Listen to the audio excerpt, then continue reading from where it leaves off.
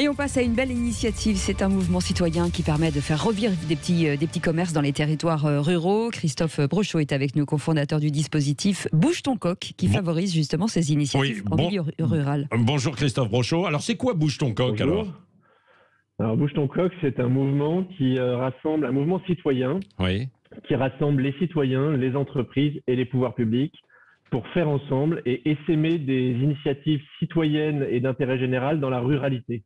D'accord, ouais. Et alors, comment ça va se concrétiser?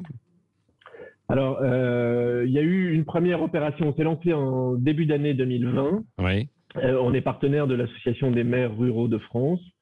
Et dès le début du Covid, en fait, on a aidé 300 petits commerçants, petits artisans et petits producteurs un peu partout en France, sous forme de dons, au moment où les aides n'étaient pas encore complètement mises en place, pour les aider à franchir le cap à une période où c'était extrêmement difficile. Ça, c'était une opération d'urgence, la première. Oui, c'est ça. Parce que vous voulez dire que les petites épiceries dans les villages, elles ont du mal à tenir aujourd'hui, quoi. Elles ne sont pas armées face aux grandes surfaces, elles sont là uniquement pour du dépannage et elles ont du mal à se sortir un salaire, quoi. Alors c'est ça, en fait là, absolument, ça c'est notre deuxième opération actuellement. Le constat, il est simple et je mettrai qu'un seul chiffre. 60% des villages ruraux n'ont plus aucun commerce. Donc c'est complètement... Et la moyenne pour ces personnes, pour aller faire leurs courses de première nécessité, c'est 24 km aller-retour. Imaginez si on disait ça à Paris, par exemple, 24 km pour acheter des biens de première nécessité, ce serait la révolution. C'est vrai. Mais d'ailleurs, il faut le dire à certains qui aujourd'hui disent de leur appartement assez bobo, oui, moi je vais retourner en fait à la campagne. Oui, ils veulent retourner à la campagne pour passer un petit peu de temps, mais en revanche, pour s'y installer, il y a toutes ces difficultés après au quotidien, quoi. Voilà, exactement. Il y a des difficultés et le paradoxe, c'est qu'il y a aussi beaucoup d'initiatives et de gens formidables, une énergie incroyable.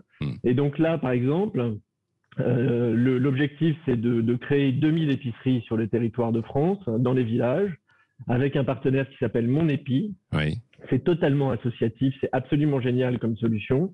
Il y a 75% de produits en circuit court, donc c'est formidable pour les petits producteurs. Il n'y a pas de marge distributeur, donc les prix sont bas. Et donc, dans les endroits ou dans les villages où les commerces qui ont un modèle économique traditionnel ont du mal à survivre, c'est une solution efficace qui marche. Il y en a déjà plus de 50 sur le territoire. C'est ça. Bon, c'est vrai que vous favorisez les produits courts. Cela dit, c'est pas que ça, hein, parce que si on veut acheter en fait du café, c'est pas du circuit court. Et puis le reste, il n'y a pas que ça. Alors, il y a quel produit? Parce qu'en circuit court, moi j'entends et je comprends quoi, des fruits, des légumes, selon les saisons, de la viande. Mais une épicerie, on n'est pas boucher, on n'est pas charcutier non plus. Voilà, vous avez tout à fait. Non, mais vous avez absolument raison. Et donc, il y a ces circuits courts, c'est important. Et dans le système de Mon Épi, vous avez accès à tous les produits de première nécessité qui ne sont pas des produits frais.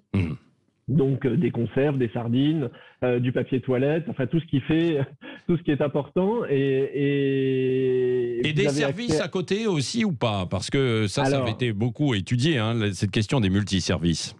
Oui, alors il y a des possibilités d'adjoindre au service de l'épicerie soit des points relais, soit des potagers participatifs, parce qu'il y en a beaucoup qui le font, des cafés, enfin voilà, il y a plein de possibilités. Mais ce qui est vraiment important, c'est que aujourd'hui, on part d'une initiative locale qui marche. On l'a fait connaître au niveau national en s'adjoignant des partenaires comme l'Association des maires ruraux, des entreprises. On a 40 000 citoyens qui nous suivent. Et donc maintenant, il y a une solution qui est gratuite. Et le message, c'est vous, citoyens, si vous avez envie de faire revivre votre village, c'est facile.